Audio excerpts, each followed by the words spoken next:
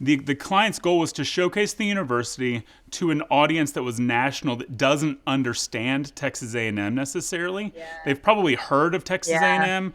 Like, I'm not sure either of you guys walked into this thing really understanding Texas A&M. No, I was going to talk about that. What was your perspective, Well, Aaron? my perspective, I've done, higher education and university shoots before. So to me, I love it. It's great messaging. It's always got a big audience, lots of appeal.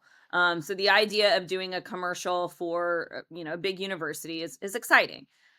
I love the A&M culture, and I didn't know that until going into this project. I really became a wannabe Aggie, so maybe I'll sign up for a class one day, so that I could be one. But what I found really interesting when we were on the golf carts driving around, one of the girls from the communications office was telling me about what A&M stands for, how, the whole idea of this and where it came from, and why they were so excited to be working with you, Andrew, because you're an Aggie. And I think that that is a really interesting perspective that gives the piece a heart and soul that it would not have had, perhaps, if it didn't have the team behind it that cared so much about the message. And there were just so many little details. Like, I will remember the very last scene when we were doing the final shot of the people walking into Kyle Field. Y'all were so specific about making sure that the background talent is dressed like Aggies dress on game day. Because you were like, let me be clear. There are things that Aggies will do, and there are things Aggies don't do. And I'm the only, like, I've got to be the person here to tell you yay or nay. It's quicker for you to just look at a wardrobe option and say, that's totally an Aggie thing, than it was for you to tell us what Aggie land is. You know what I mean? So it's like dresses with boots. Yes. I remember that very clearly. And so I think having that kind of knowledge, that insight into A&M culture was really helpful for getting the final piece to be as appealing as it was to Aggies. The saying goes around Aggieland, and Aggies listening to this will have heard it a million times, and other people probably get annoyed by it. But the saying goes, from the outside looking in, you can't understand Texas A&M, and from the inside looking out, you can't explain it. And so every university has their things that they're very unique about, that they're known for. And A&M, as much as anybody, leans into that in good ways and probably ways that other people give us a hard time about. But the truth is that there are those things that on an ad like this, the client was very, very clear, and this was a huge goal in that collaborative work environment of, we've got to reach a national audience. And my point was, you have to also play to the home team. And that playing to the home team really played out in two things. And I know we're going to get to the shot discussion here in a minute, Justin, but after I hear what you thought of A&M and what your takeaway was, but the two things we really went into were the baseball players in the dugout.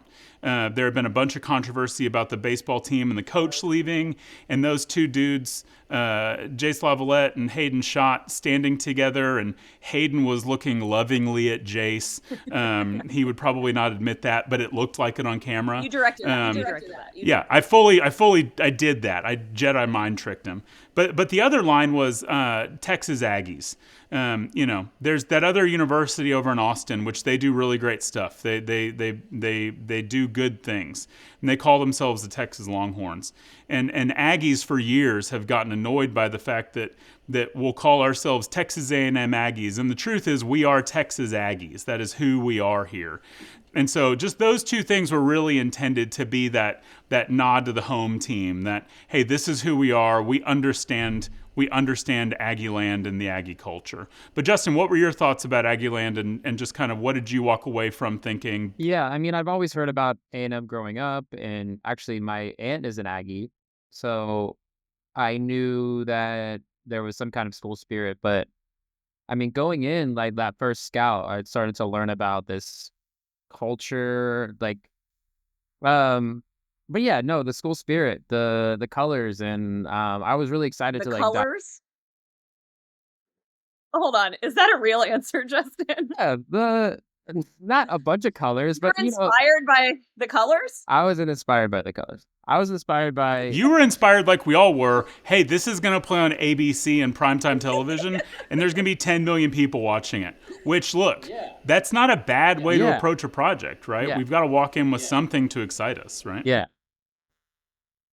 Yeah, but no, I was inspired by all the locations too. Like we had so many different places to shoot. Like um the colors of all the diverse locations we had. Yeah, with the wave tank and the study room, the flag room. Yeah, we just like had so many options of places to shoot, and I love that going in, like you knew where you wanted to shoot too. Like you had that, like being an Aggie, knowing the perspective of like where would this play the best. Like if we were just going in this blind, like this hallway, I'm like I don't know. Like I'm glad that you had that like perspective, like Yeah, knowing. Hmm. it was definitely an effort between what the A&M team brought and what I brought. There were some places we would have loved to shoot. We just couldn't work it out. We couldn't figure that out in the amount of time we had. But we did the best with what we could. And what I loved about the both of you is walking into each location, you both walked in with sort of your own take on what we were going to do. And so there's 3 shots we wanted to kind of work through today. Um, the first one, I'm going to let Aaron tee us off here, Justin, so that you can kind of share your screen and show us the lighting plot and the actual image we came away with. But the first one was Olson Field. Aaron, I'm not sure if you remember this one, but before the hurricane was hitting, they were supposed to be in the middle of a baseball camp. There was going to be hundreds of smaller children running around that field, and it just wasn't going to be possible for us to be in the dugout like we had wanted. And so we were trying to pivot. But when you walked onto that location, like what do you remember thinking from a production standpoint? You're never somebody that says no, but maybe you were somebody that said, I don't know what we're gonna do here. How do we make this Well, work? if you recall, we are in the middle of July shooting. And so anytime we're exterior, my biggest concern is how can I keep the crew alive for the shot if we're going to be outside in the middle of this field for an hour and a half? So my biggest challenge is always load in, load out. Fortunately, Olson Field was pretty easy. I mean, it's set up for trucks to come in and unload, and so we could pull up our grip truck right there, almost to the first base dugout, which was fabulous. We ended up shooting on the third base dugout, but we loaded in at every entrance essentially. We had camera loading in at third base side, G&E loading in at first base side, and then in the clubhouse is where production all came in and cast. It was awesome getting to set up camp in the clubhouse there, because that's a pretty unique experience for Aggies. I know a lot of people don't have the experience necessarily of going to the Olson Field clubhouse.